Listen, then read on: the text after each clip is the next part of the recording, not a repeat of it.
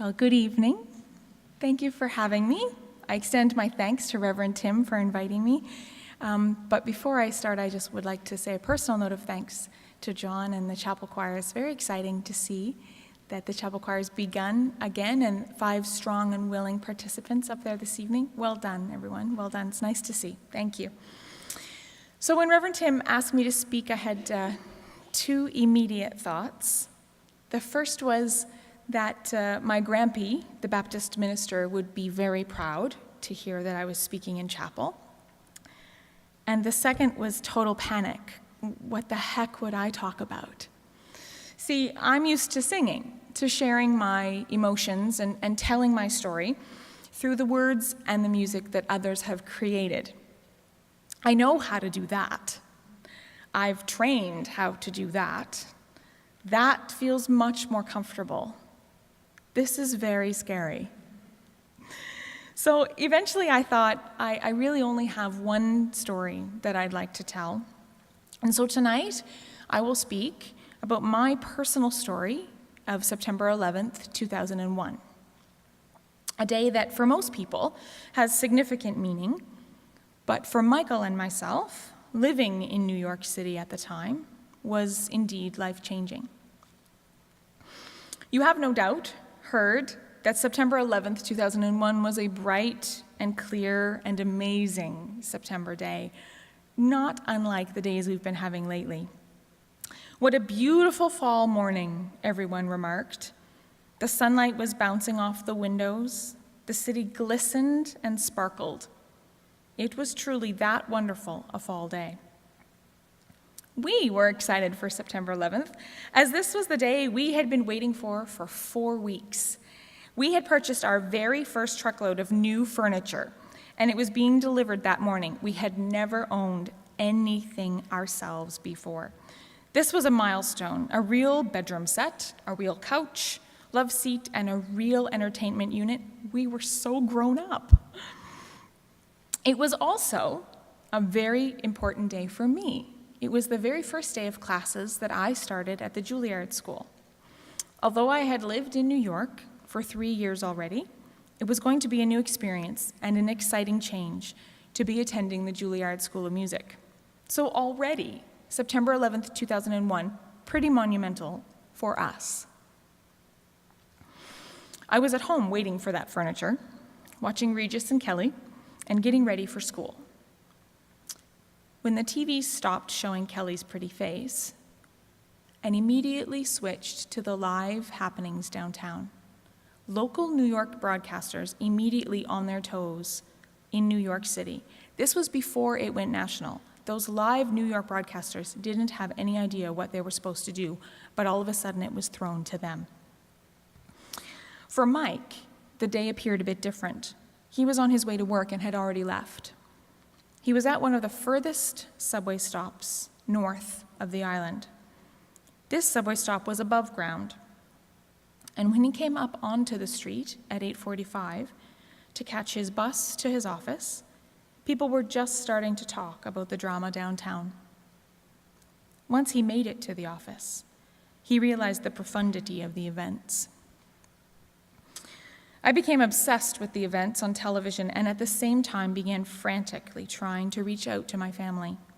I knew that if these pictures were being broadcast, that we would have family and friends wondering about us. I was able to make only a few phone calls, and the phone lines were jammed for hours and eventually stopped working altogether. The difficulty for Mike was figuring out how to get back home. New York had shut down. No subways, no buses, no cabs, very few cars, and certainly no furniture wasn't making the trip across, as the buses, bridges, tunnels, everything was closed. In essence, if you were in the city, you were stuck, and if you were off the island, you weren't getting back on. Fortunately, Michael had friends who were able to drive him to the bridge at the tip of the island. He walked across it and made his way by walking, hitchhiking, and finding a cab or two that was actually still working, back to our sad little apartment. It wasn't until he walked in the door very, very late that evening that we both really became emotional. It was very good to be together again. For the next 3 days, we rarely left our apartment. And when we did, it was extremely difficult to be outside in our city. The neighborhood was in complete disarray. There were signs posted on every street corner with faces and names of those who were missing. Many of our neighbors worked the night shift as custodians. Many were first responders from our firehouse around the corner. These were people who never returned home, and they were from our community. The air was thick and heavy. Its smell was different, and the sadness was just as palpable. Our grocery store had been cleaned out. No water, no juice, no toilet paper. The necessities of life were scooped up quickly as bridges and tunnels remained closed for days. One day, after sitting in front of the TV for hours, Mike insisted that we go out. We headed to our little pub around the corner. All we heard when we got there were stories of sadness and loss. For us, there was no relief. We were just beginning to start to feel the effects of depression, and it was only 5 days in. Together, we decided to make a change in our life, create something positive and tangible. Together, we talked about how to move forward from this awful experience. Philippians 2, verse 3, which we just heard, says, "Do nothing out of selfish ambition or vain conceit. Rather, in humility, value others above yourselves." 9/11 altered my perspective. I had been successful, to some degree, while at Manhattan School doing my master's. However, I was pulled into the negative climate of a competitive music school. I remember sitting in the cafeteria with a group of singers, and as one singer would leave for class, the rest of the group would immediately start talking behind their back. Gossip and negativity was such a necessary part, and yet it was a perfect place for it. I remember feeling uncomfortable, wondering what they were saying about me when I left. But I also knew that in order to feel accepted, I should stay and chat right along with them. After 9/11, my priorities became clearer. We had many conversations about our future, our hopes and our dreams, Michael and I, of our realization of just how short time and life actually was. One of the things that changed the most dramatically for me was when I started at Juilliard, I thought of going to school as going to work. Might not seem like a big shift, but for me, those distinctions were important. I went to the Juilliard School. I excelled. I was inspired. I took immense pleasure out of working hard and finding my way. But I didn't feel like I had to engage in the negative dialogue that can permeate a competitive music school. For the first year of my time there, many of my colleagues called me the mystery girl, as I would come to class and work hard, practice, and then go home. I didn't have a lot of friends, but the ones I chose were authentic and genuine. For me, it was a lot better than hanging out with people who weren't truly my friends anyway. Philippians 2, verse 2 says, "Then make my joy complete by being like-minded, having the same love, being one in spirit and one of mind." And of one mind, I had let a few significant friendships dwindle over those years. It wasn't anyone's fault. There was certainly no drama, but time and distance had made keeping in touch with these important people more difficult. During the month after 9/11, I made a point to reach out to these particular people with whom I had a deep and lasting relationship, and with whom geography and the busyness of life had let us drift apart. I have since been buoyed by the joy and strength that these amazing people have given to me.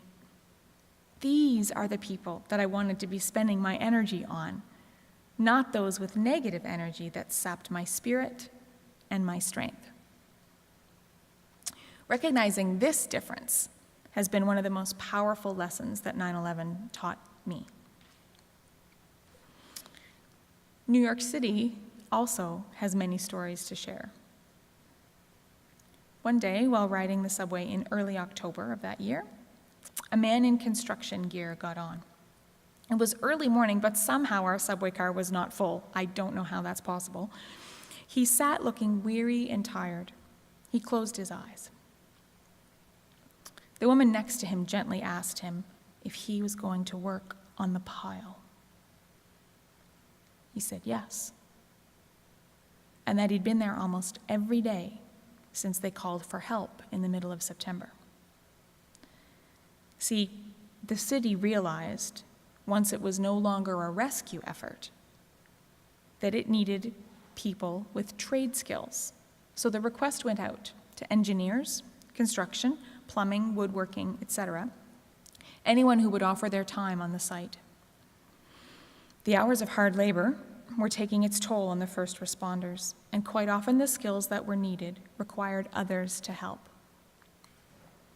This young man, no more than 25, was exhausted, and yet there he was, going down again. There were tears in the eyes of the woman next to him. The subway car was quiet, and many whispered their thanks as they got off. It was a powerful and very un-New York-like moment. In fact, my entire experience on the subway shifted after September 11th. Philippians 2, verse 4, not looking to your own interests, but each of you to the interests of others. For months, those subways were quiet. They were calm, gentle, quiet. Did I mention quiet? It was unbelievable. People could be jammed in, and people would be respectful and caring and patient. Passengers helped one another, held the door, didn't shove, even offered their seats. There were signs of genuine kindness and courtesy everywhere. It remained like this until the middle of March. For almost 6 months, New Yorkers remembered how important it was to treat those around you with respect and kindness. It was a sad day for those of us who noticed when it changed back. I try and teach my students these lessons. Don't worry, there's not a test. I do view my responsibility to them as an opportunity to influence the whole person, not just their beautiful voices. In fact, it's my hope that they will never have to experience something as powerful and devastating as September 11th, to fully realize that finding comfort in the triumph of others and happiness in the arms of those who only want the best for you is actually finding success. While many others felt a far greater loss than Michael and I on September 11th, we definitely felt its impact. I have been resolute since that day in my efforts to surround myself with people who give as good as they get, who receive my love fully, and who send it back twofold, who lift me up and not drag me down, and who fill my life with the joy and love that I can feel and trust. Thank you, Tim, for the opportunity to tell my story and to share how I learned to find and live God's love. Thank you.